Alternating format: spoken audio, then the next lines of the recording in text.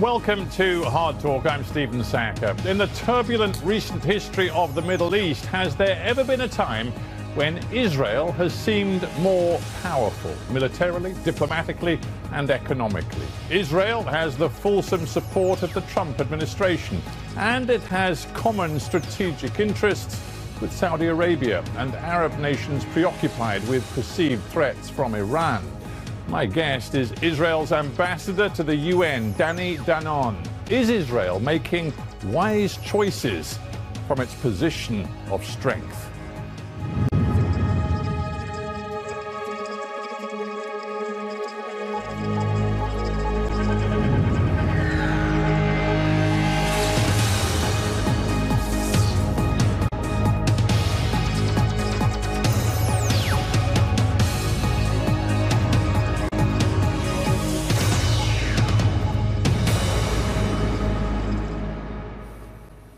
Ambassador Amb Danon at UN headquarters in New York City, welcome to Hard Talk. Thank you, Stephen, for having me. Well, it's a pleasure to have you on the show. I want to begin with what I found rather extraordinary remarks from your Prime Minister Benjamin Netanyahu just a few days ago when he was visiting the Dimona nuclear plant, where he said this. He said, "In the Middle East, there is a simple truth. This is no place for the weak.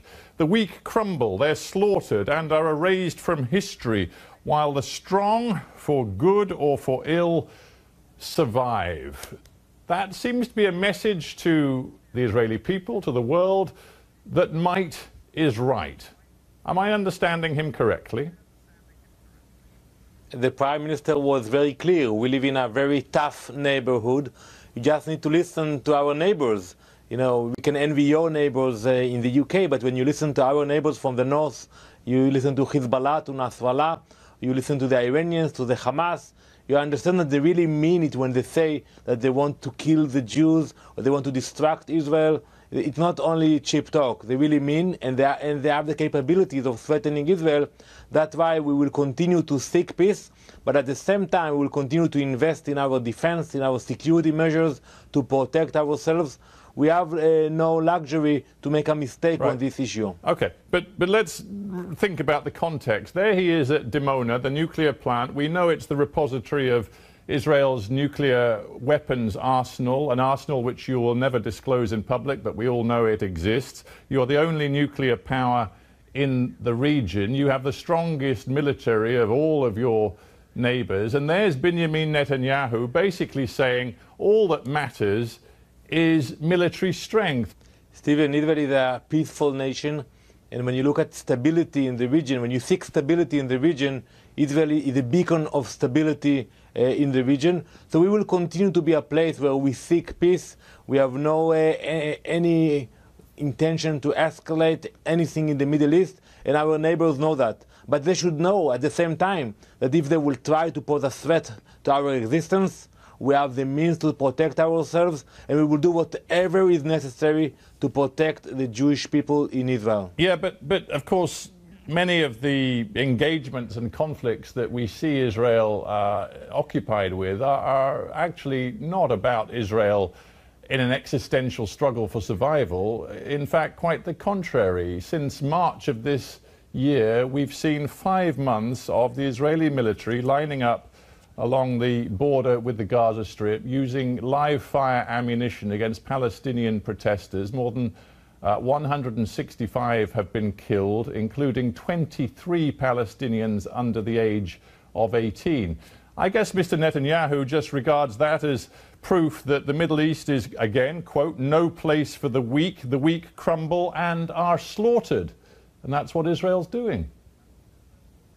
I beg to differ with you. First, when we speak about a threat, we speak about Iran, which is a real threat to the Middle East, not only to Israel, but also for the Saudis, no, Ambassador, Jordanians, with Egyptians, respect, my question is not about Iran. My question is about civilian protesters in the Gaza Strip who for many months have been protesting along that border fence.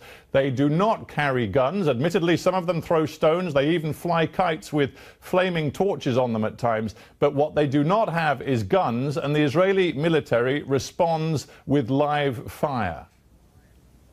I will get to that in a minute, but when the Prime Minister spoke about a threat, he spoke about Iran. Let's make it clear. Now, regarding your questions, nobody was lining up the border to harm peaceful civilians.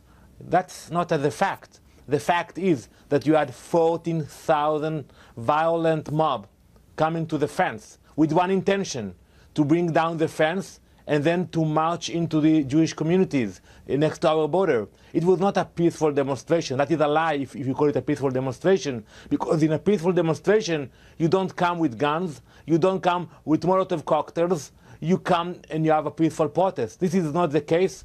It was orchestrated by Hamas, and we did exactly what every other nation would do. We protected our border. You're sitting in New York, I'm sitting in London. I'm inclined to take the word of a very experienced Israeli human rights lawyer, Michael Svard, who has looked at cases where the Israeli military opened fire in the last 5 months, and he says it is quite clear lethal force against unarmed civilians who do not pose a danger is illegal, and this is the crux of many cases there on the Gaza border. He's an Israeli lawyer, one of half a dozen human rights campaign groups who have filed cases against the IDF in your country. With all due respect to all of those lawyers you just quoted, I care about the rights of the Israelis who live in Israel. And when you have 14,000 people marching to the fence, and they are saying, we will come and we'll take the hearts of the Jews, they are saying it. You have quotes of the leadership of Hamas sending the people to the fence and paying them to crash the fence. We cannot take any chances. And let me ask you, what would you do if you had 14,000 of your enemy coming to your fence? What would you do then? You would protect your border. So we have no intention to harm anyone. We seek peace. And I want to remind you that 12 years ago, we pulled out from Gaza completely. We took out all the so-called settlement out of Gaza. You don't have occupation today in Gaza. You don't have settlers in Gaza. You don't have Israeli troops in Gaza. We pulled out. We demolished the houses. We even took the dead people out of the cemeteries. And instead of building a society that will thrive for coexistence, that will build their economy, unfortunately Hamas took over, and we see the results today when they are digging tunnels and when they are throwing rockets into our civilian cities. You sit there at the United Nations representing Israel. You know, of course, the UN General Assembly voted, I think it was 120 to 8, to condemn Israel for its use of excessive force in the clashes we've seen in recent months. We've had the International Criminal Court saying that it wants a preliminary examination of what Israel has been doing. We've had widespread condemnation from European leaders, many of whom regard themselves as close friends and partners of Israel. What would you say, given all of that condemnation, what would you say that Israel has achieved in those 5 months in which 170 Palestinians have been killed? When you could speak about achievements, we had no intentions to see the escalation on the south. We said it very clearly.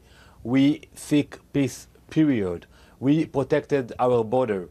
We had no intention to kill anyone. And you should ask the Hamas what they achieved by sending innocent people. Some of them were innocent, but most of them were members of Hamas, and they claimed it themselves, that they sent them to the border. What they achieved. And by the way, let's not forget the context, Stephen. It all happened after the U.S. administration decided to move the American embassy from Tel Aviv to Jerusalem.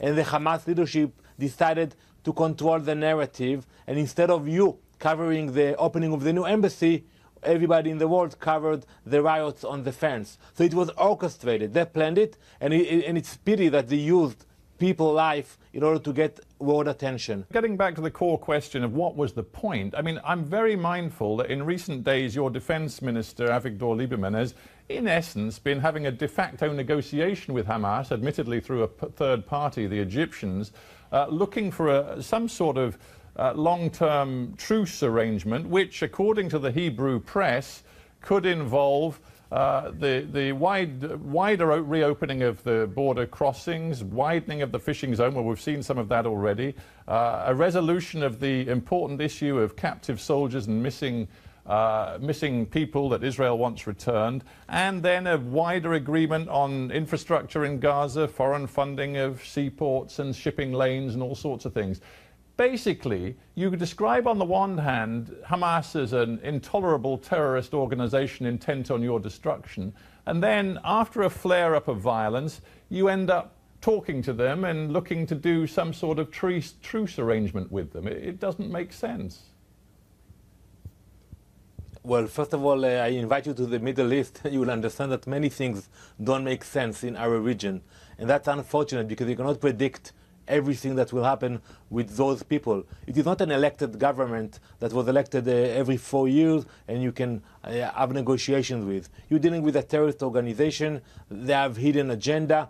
And sometimes you don't know what will happen tomorrow morning. No, but you acknowledge then, you do acknowledge that all of this rhetoric about them being a terrorist organization that you'll never talk to and all of that, it's basically nonsense. After all of the violence we've seen in recent months, you are talking to them and there is an effort to get a long-term truce with Hamas. So when you look at the region, not only about Hamas, but we say very clearly, if it will be peaceful in Israel, it will be peaceful in Gaza. Same goes for southern Lebanon. If Hezbollah will try to check our capabilities, it will not be peaceful in Lebanon as well. But we have no reason to engage with Hezbollah or with Hamas. But they are the ones who are trying to send rockets to dig tunnels. And we said it very clearly to our people who are in the area. If it will be quiet in Israel, it will be quiet in Gaza. And by the way, we encourage humanitarian projects in Gaza. We work with the EU, we work with the UN about those projects, but we have our humanitarian needs as well. And you refer to the Israeli boys who are being held by Hamas, 2 Israeli citizens and 2 Israeli bodies of fallen soldiers. You've just made a point of saying Israel cares about the humanitarian situation. If that is true, why has Israel and your Prime Minister Netanyahu been so fulsome in support of the Trump administration's decision to cut $350 million worth of assistance per year that was channeled to UNRWA, the UN Relief and Works Agency that specifically provides humanitarian assistance to Palestinian refugees? You in Israel have been delighted by that. So where's your concern for Palestinians' humanitarian needs in that case? First of all, we have to acknowledge that it was a decision made by the US. They are the ones who are giving the funds. And I have heard Ambassador Haley speaking here in the UN at the Security Council a few weeks ago about UNRWA, and she said, why we are paying so much money when all of those countries who criticize the US don't give as much money as well. So it was a US decision. We respect it. And we think it was the right decision. Hang on. What do you mean you respect it? You're thrilled by it. Mr. Netanyahu said this. He said, so let me finish. Let me finish. We think it was the right decision because UNRWA, instead of supporting the Palestinians, they did something else. They kept them in the same situation. They are not resettling the Palestinians. They are not helping them. Take, for example, millions of Palestinians who live today under the Palestinian Authority control.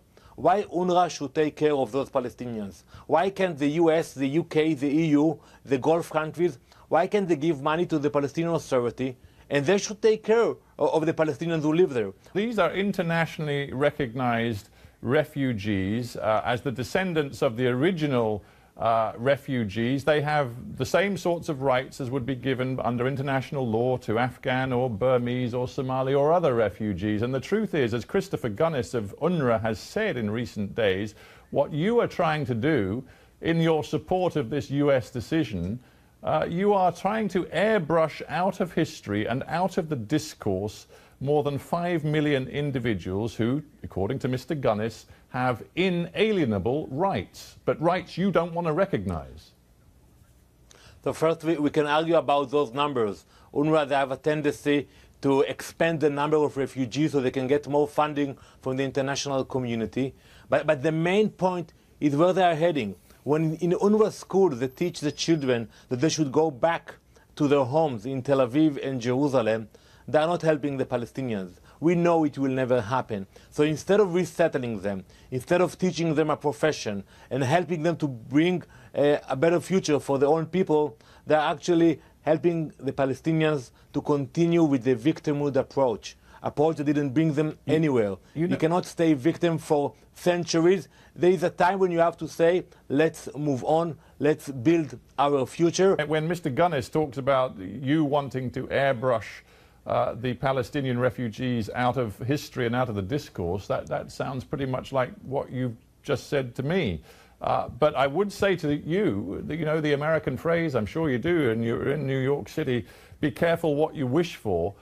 It could lead to massive new problems for Israel if all of the humanitarian assistance, the education and everything else that was provided by UNRWA to Palestinians, if that is jeopardized as a result of this, in the words of Lara Friedman of the Foundation for Middle East Peace, she says, it is very clear that the overarching goal is to eliminate the Palestinian refugees as an issue, but this will not make peace any easier. It is actually going to make it even more difficult. So I want to surprise you that we encourage countries to support humanitarian projects in Judea and Samaria and in Gaza, and we work with many countries on those projects, but it doesn't have to go through UNRWA. You have other agencies, you have other means to support the Palestinians. We encourage it, but when you look at UNRWA, about the incitement in schools, about the work they are doing there, we think it is about time to find another way that will actually help the Palestinians and will not leave them where they are. I asked you about whether, how you regard Israel's standing in the world as you sit there representing Israel at the United Nations. Another area of deep concern for many, both inside Israel and outside Israel in recent weeks, has been the passage in the Knesset of what's called by many the nation-state law, which enshrines the special status of Israel as the historic homeland of the Jewish people in your basic law. The European Union Foreign Affairs representative has expressed her deep concern. Amnesty International has said that it has entrenched and exacerbated 70 years of inequality and discrimination. Do you care? Sure we care, but Stephen, I'm amazed. Sitting at the UN, I see so many resolutions and so much talk about Israel. I don't recall that in the UN anyone discussed legislation in other countries, internal legislation, not in the US, not in the UK, not even of the EU. So I think when it comes to Israel, people they have the obsession with dealing with everything that happens in Israel. But when you read this piece of legislation... Ambassador, surely you haven't got such a short memory. I mean, surely you remember during the apartheid years in South Africa, the international community was very preoccupied with the fight for what was widely regarded as justice in South Africa. It's not just Israel that is put under international scrutiny. You cannot compare South Africa to Israel, even though our adversaries, that's what they want to do. When you look at the Arab Israelis who live today in Israel, they are equal citizens. And this law, it doesn't change it at all. Israel is a strong democracy. It will continue to be a strong democracy. And those Arab members of Knesset who criticize the law, and by the way, some of them even travel to the UN and to the EU to criticize the legislation. Can you imagine another democracy that will allow a member of parliament to come to the UN and to criticize the work of its own parliament, of its own government? Yeah, it only shows how strong democracy we are, even if you don't like it. Well, it depends. It is the strongest democracy. It's even stronger than the democracies in Europe who criticize us. Ambassador, I believe that we are a stronger democracy than those who criticize Israel. It depends whether you're actually listening to the substance of what these people are saying and how seriously you take it. And frankly, it isn't just Arab Israeli MKs, politicians, who are accusing the Israeli government of racism. The leader, one of the leading figures in Meretz, Tamar Zandberg, she said quite brutally and bluntly, this is a racist law. And there are many Israelis, we've seen them demonstrating in Tel Aviv and elsewhere, who support that view. So let's speak about the legislation. I was a member of parliament, and I'm used to those arguments. But let's read the legislation itself. It speaks about the character of Israel as a Jewish nation with our anthem, our flag, our language. It allows the minorities the same rights as everybody else. So yes, Israel, it is a Jewish democracy. And you can have that. There is no contradiction between a Jewish and a democracy. And everybody should respect that Israel is the only Jewish nation, and we are able to keep it as a Jewish democracy. There are 1.8 million Arabs in Israel, so roughly 20% of the population, isn't it? And when they read in your nation-state law, which is now basic law, that quote, the state views the development of Jewish settlement as a national value and will act to encourage and promote its establishment, there is no doubt, surely, in anybody's mind that that clearly creates two classes of citizens, Jewish citizens and the rest. No, it's not the case. The same minority, when they will read the word of the national anthem of Israel, it speaks about the Jewish nation. When they will open their passport or their ID cards, they will see the symbol of the menorah, a Jewish symbol. They live in a Jewish nation. They know that. But in this Jewish nation, they have the full rights. They will get elected to the Knesset. They will sit in our Supreme Court. They will get the same education as my children get in Israel. That's the meaning of equality. But it's equality in a Jewish nation. Yes, Israel, it is the homeland of the Jewish people, and it can be a Jewish nation and a democracy. There is no contradiction. Some people want to change the character of Israel as a Jewish nation. But for us, since 1948, we decided Israel will be a Jewish democracy. A final point, Ambassador. We don't have much time, but it strikes me, in your 3 years or so at the UN, you've been very quick to accuse many critics of Israel of being racist. You said it, I think, about the motivations of the UN human rights chief who's just left, that is Zaid bin Rad Zaid al-Hussein. You've said it about other critics of Israel. You even once said it about the Obama administration. Do you think it devalues notions of anti-Semitism and racism to accuse those who simply oppose your government's policies of being racist? First of all, Stephen, we are open for criticism. As a strong democracy, we criticize one each other all day long in Israel. It's part of our life, and we welcome criticism. But when you responded to the Obama administration, when they were putting heavy pressure on the Israeli government, I think it was back in 2009, to stop building new Jewish settlements and housing in East Jerusalem, you responded by saying President Obama should not interfere with the rights of the Jewish people to live in Jerusalem. This is a, quote, racist demand. You think President Barack Obama was a racist, an anti-Semite? No, so your quote is not accurate. When President Obama criticized the rights of Jews to build in Jerusalem, in the neighborhood of Gilo, which is part of Jerusalem, and he said that Jews should not be allowed to build in Gilo, which is in southern Jerusalem, that was not acceptable by the majority of Israelis. Do you think, Barack Obama is a racist against Israel? No, I think he made a mistake, a major one, when he allowed the resolution to pass in December 2016 in the Security Council. It was a crucial mistake. It was a shameful resolution that actually denied the connection between Jews and Jerusalem. And I said it very clearly that it was a shameful resolution.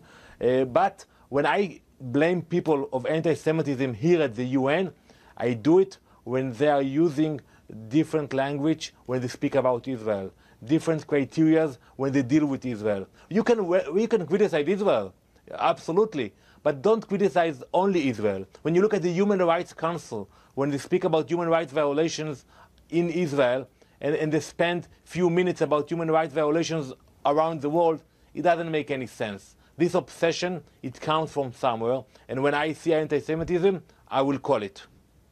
We have to end there, but Ambassador Danny Danon in New York City, I thank you very much for joining me on Hard Talk. Thank you very much, Stephen.